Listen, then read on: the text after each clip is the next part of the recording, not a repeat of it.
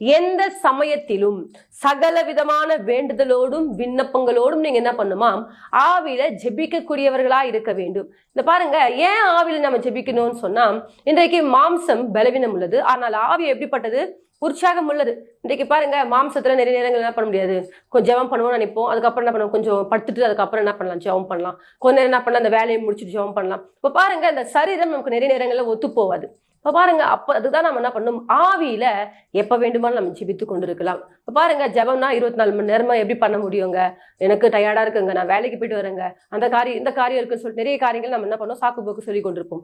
ஆனால் நம் ஆவியில எப்போ வேணுமானாலும் தேவ சமூகத்தில் என்ன பண்ண முடியும், ஜெபிக்க முடியும். ஆகவேதான் சொல்றாரு, எந்த சமயத்திலும் எல்லா விதமான விண்ணப்பங்களோடு கூட என்ன பண்ணுமா, ஆவியில நீங்க என்ன பண்ணுமா, ஜெபிக்க கூடியவர்களா இருக்க வேண்டும். என் அன்பு தேவ பிள்ளைகளே, உங்களுடைய வாழ்க்கையில கூட நீங்கள் ஆவியில ஜெபிக்கிறவர்களாய் மாற வேண்டும்.